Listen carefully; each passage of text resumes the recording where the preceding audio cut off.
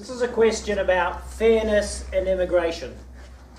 There are wider issues of decent working conditions and pay for immigrant workers, some of whom are severely exploited by unscrupulous employers who illegally pay migrant workers below the minimum wage.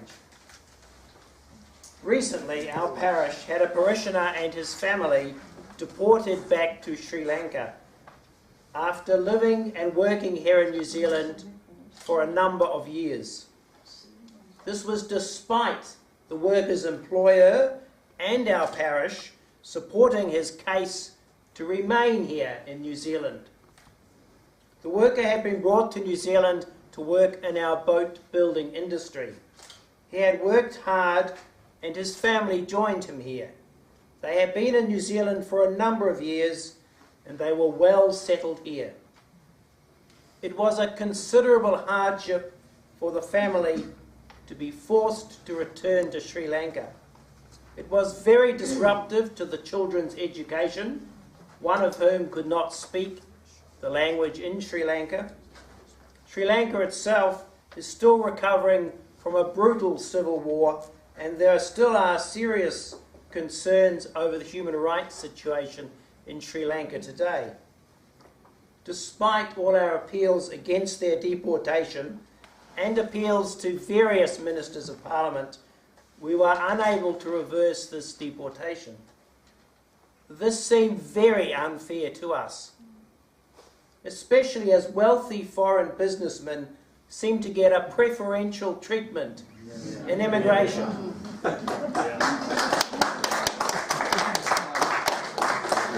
So our question to the candidates is, what will you do to prevent this kind of injustice from occurring again? Well, ladies and gentlemen, I'm very familiar with the case that is referred to, and I dealt with it through my electorate office. I took an appeal to the Minister and tried to win the case. Sadly, I'm bound by confidentiality and the principles of the Privacy Act in saying anything about the case, other than there's a lot more than you've had put to you right there. In the end, I was unable to persuade the ministers to change the policy. The policy was adhered to strictly with regards to what people can come and live in this country and what can't. I can tell you lots and lots of very wealthy people have tried to come to live in New Zealand. If they don't meet that criteria, they don't get in. I know of a number that have come through my office and have been declined along the way. So it's not that simple.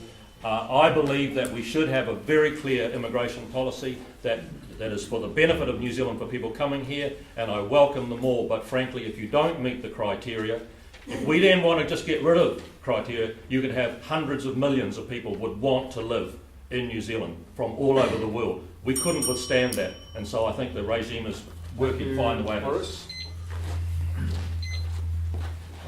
I won't speak on that case because I don't know well. As presented, it sounds terribly sad, and I would be, it sounds like something I wish it hadn't happened. The ACT Party is probably the most liberal party when it comes to matters of engagement with the rest of the world. We're open to foreign investment, we're very open to immigration. I'm proud of the fact that New Zealand has a much better record than Australia of accepting refugees. And in government we would be working to keep our openness to the world. I think that the kind of system that we have for immigration, which is points-based, which looks at a variety of factors, it's a good system. I would like even more immigration, in all honesty, but because we have the demands that an overwhelming number of immigrants would put on our infrastructure and state supply services means that we have to limit it. But we're very pro-immigration. We want a rule of law-based approach to it, where people in the country have strong rights of appeal. Thank you, Jamie. John? So I can't speak about that case in particular because I don't know the ins and outs, as Morris actually mentioned as well. So what I would say is New Zealand First has a pretty strict immigration policy. We do have an open door policy at the moment. Up until last month, 101,000 people immigrated to New Zealand in the last 12 months. That was a net gain of 41,000. And nearly half of them didn't come under the skilled immigration category, which means the skilled category, of course, we need them, and so we invite them here to work here, not they need us, which is what a lot of them came in. you've got to remember with immigration, it's really careful. It's a very careful subject to be around because it has a massive impact on our infrastructure, our schools, our health, and our public transport services. Because they will need to use it, they'll need to take the pension if they come here, and they may have not contributed anything in their taxes by not working here, but they can get the pension. So we've got to be really careful about it and keep the door closed to people we actually need. And yes, we do need to take refugees and some asylum seekers, no doubt about it, but we still need to be careful and not have an open door immigration policy. Thank you, So John. bloody vote New Zealand first.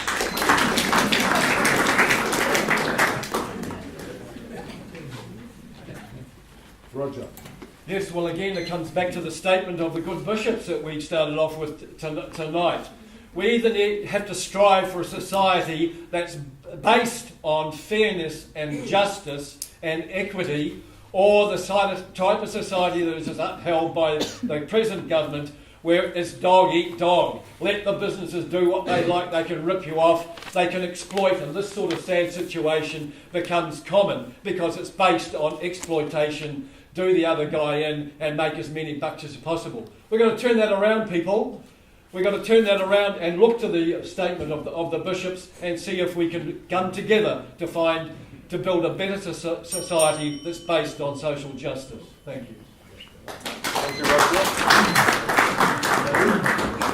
Yeah, well, obviously it's hard to comment on the specifics of the case when you don't know much about it, but I can tell you that I work a bit in this area. I write reports, psychological reports, looking at the humanitarian basis to these appeals. And I'm often shaking my head saying, well, why was that one successful and that person can stay, and why was that one unsuccessful? I do think it's not as straightforward as clear as it should be now, despite the laws that we have. And that leads us to Labour's policy, which actually is going to have a look at this whole area. We're going to tidy up some of the things in here. One of the things we're concerned about is fraud amongst immigration advisors and other areas like that. We're also concerned about the way some applications are processed, delays, or the pathway they go down. So Labor wants to have a good look at this whole area. I personally, like I said, I had some personal experience with this, and that sounded like a humanitarian case to me, but there may be some reasons why it's not. I think it's very important that we make these humanitarian cases, make sure that no one leaves unless there's really, really a strong case for it. Thank you. The Conservative Party policy on immigration is one that's very balanced. We don't want a flood of immigrants, nor do we wish to see a trickle. We support those who can be self-sufficient, and we also support the reunification of families.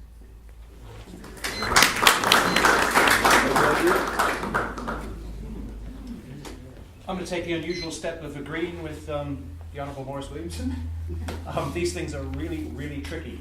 In 1992, I was declined, again, on funny criteria. Despite having a degree and being a skilled migrant, my skill wasn't on the list. Went on, of course, to discover that I was the only person in New Zealand who was qualified to build the SIS headquarters in Whenuapai in 1992. So suddenly it all got turned around, and I was the man. I was the man. So these things are really, really difficult. And the Green Party wants to increase the number of refugees from 7,500 to 1,000, our quota. But most importantly, we want a defined pathway in law that everybody can get their head around, rather than it being as obscure as it is right now. Because right now we're protected by a buffer of ocean, but just like the US and Australia, immigration will become a hot button, ugly issue in New Zealand as climate change kicks in and more people are going to go to more and more desperate measures to get here. So it's the definition, and we need it to be clear. I meant SAS, not SIS. We now have half an hour for taking your questions. Now all of you are going to think that my random draw here was organised. It was. Could you put up your hand if you support decriminalising abortion? Decriminalising? Yep. So, can I add something? Well, that's not a question. It's not a crime at present. Yes, you're answering yes or no. Could You mean put up your more hand? liberalising the current regime? I'm liberalising the current regime. Okay, that's a different question. But also, can you clarify, because it wouldn't be a party issue. I think The it's- ACT Party would be a conscience issue. It is in the Crimes Act, and yes, we would decriminalise it, because right now it's putting women down. New Zealand First policy is it should be safe, it should be legal, but it should be rare. I want to know individually. Okay. Well, just quickly for other parties, because I think it's true for, I know it's true for Labour, it's true for us. It's actually not a party vote. It is like with a number of other issues, alcohol and so on. That is fine, but It is an she's asking individual. the question to individuals. That's fine. Individual candidates, so it won't come across as your party. That's fine. We know that this is going to be a conscience vote. So if you could just raise your hand if you favour decriminalising abortion. Richard has said yes. Yeah, I mentioned the elephant right at the beginning. Yes, but you gestured towards me. Parliament recently redefined marriage. Do you and your party accept this redefinition? We'll start with Barry. Well, of course, obviously, I should stand up. Obviously, it was a conscious vote on that as well. It wasn't done along party lines necessarily.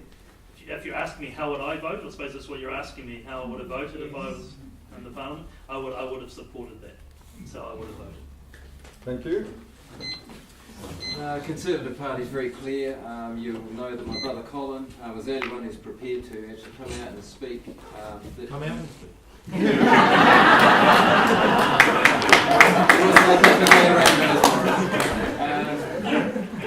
That quality of heckling we can stand. We stood up to say that marriage is between a man and a woman. We have civil unions for other arrangements.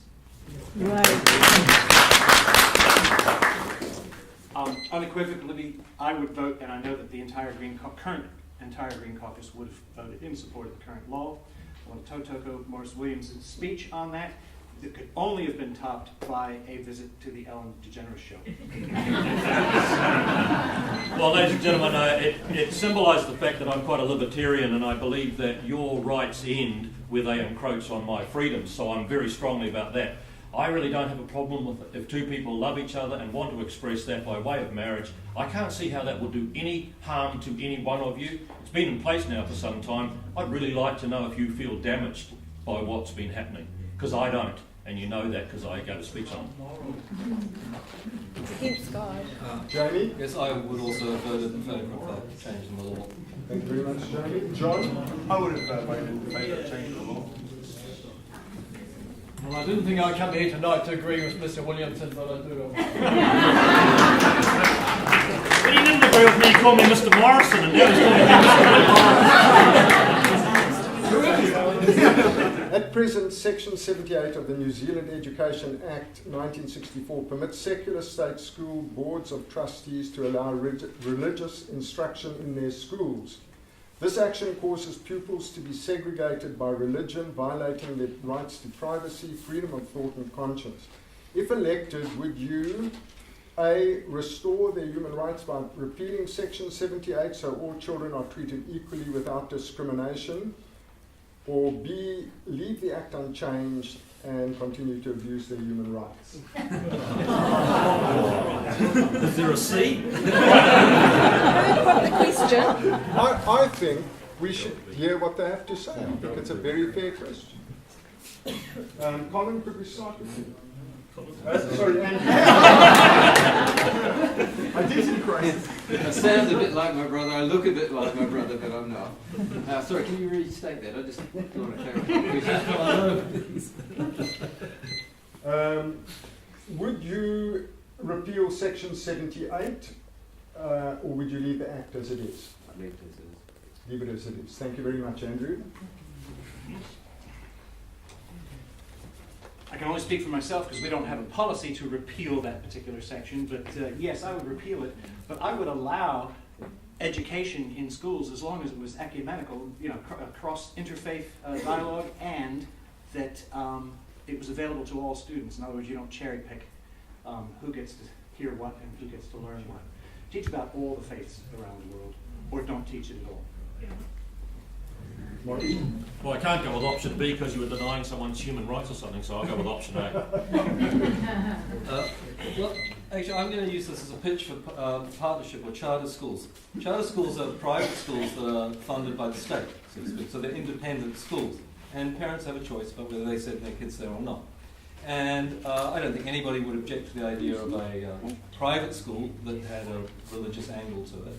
I don't. And if you think of what the charter school policy does, it kind of separates out the funding of education, which the government continues to do, from the operation of schools. The schools become, all schools become kind of like independent schools. And then there's really no need for any of this legislation. Each school can offer what it wants, and parents can choose whether they want to send their kids there or not. Thank you, Jamie. I would leave it as it is, but on the topic of charter schools, I'd say we want to have the state-owned, state-run, and not all about making money for their owners. Kia ora. I would agree with the Green candidate.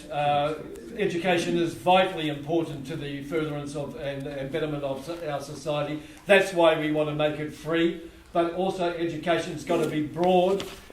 We've got to be learning about all religions. When I was at school, I didn't learn much about other religions, and I think it's important if we want a well-rounded, balanced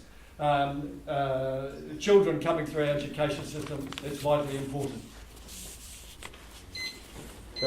Yeah, it sounds like the person who asked that question thinks there's a bit of an issue there at the moment, or a potential issue, is that right? And so I'll have to look into it a bit more before I would sort of comment on that, but certainly don't want to violate anyone's human rights. Go with A. But also, you reckon? But also, I think it's important that we do have those sort of teachings in schools, so absolutely we'll look into it some more before I can make an informed comment, I think.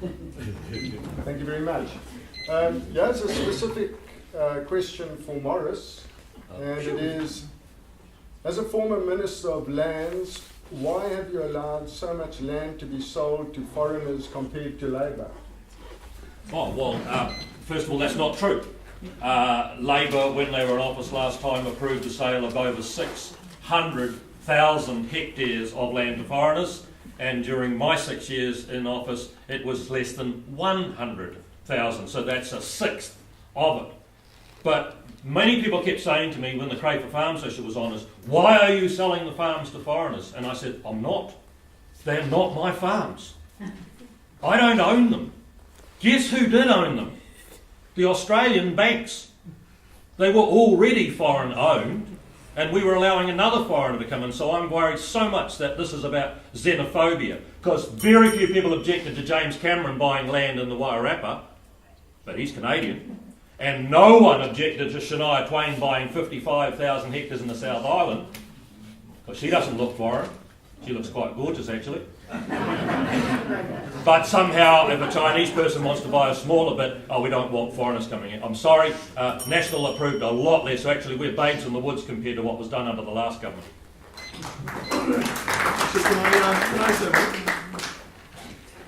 And the fact of the matter is, they don't keep an accurate register of what land is being bought by foreigners. They don't know. They take a guess. They lick their finger and put it in the air, and that's how they're figuring out. There's no accurate records. You know about it. And so there's a lot more. In fact, it's estimated that foreigners now own around about the size of Stewart Island, if not more, New Zealand. And it will continue like that because New Zealand has some damn good earth, and you know it.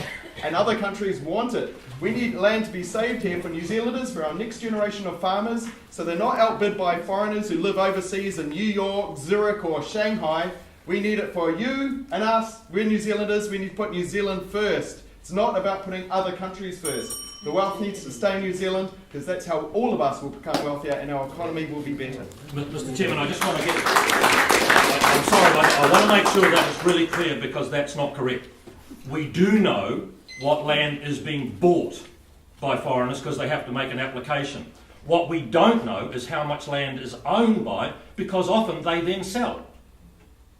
And we don't know. So if a Chinese guy buys a farm and 3 years later he sells it to an Australian, and 4 years later he sells it to an American, and 5 years later he sells it to a Kiwi, that land's back in New Zealand ownership, and we don't know how it transposes. So he's right that we don't know how much is owned, but we do have very strict controls over who buys it. And you know what? The vast bulk of people, including Shania Twain's 55,000 hectare block, was bought by them when they were foreigners. She split with her husband. The husband took over the farm. He's now become a New Zealand citizen. It's now owned by a New Zealander again. So you cannot tell who owns the land, but you do have to make an application if you're a foreigner to come in and buy the land. Point of order. Switzerland can tell everybody who owns what nationality they are. Okay. If they can do it, we can do it here too. Would anyone else like to comment? I would actually. There's something funny going on here, which is the idea that when foreigners buy New Zealand land, New Zealanders are harmed by that. A foreigner can only buy the land when they're the highest bidder. Now, if they're the highest bidder, that means that by the lights of everybody in New Zealand, they've paid more than the land was worth. No one in New Zealand was willing to pay that much. They paid more than it was worth according to New Zealanders. That means on net, New Zealand must have won on the deal. They've swapped the ownership for something worth more, namely all the money. So it must be a net gain to New Zealand.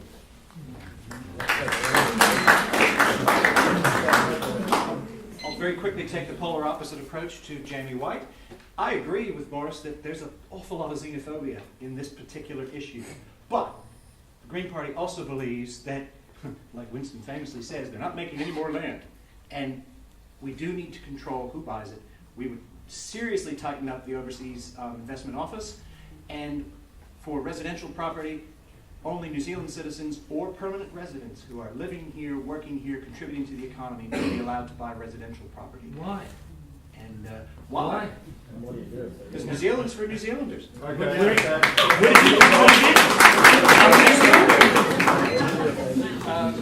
I think you'll appreciate this is a very important issue for the Conservative Party. In fact, we've got a whole brochure on it, and there's plenty, so help yourself down on the table for that.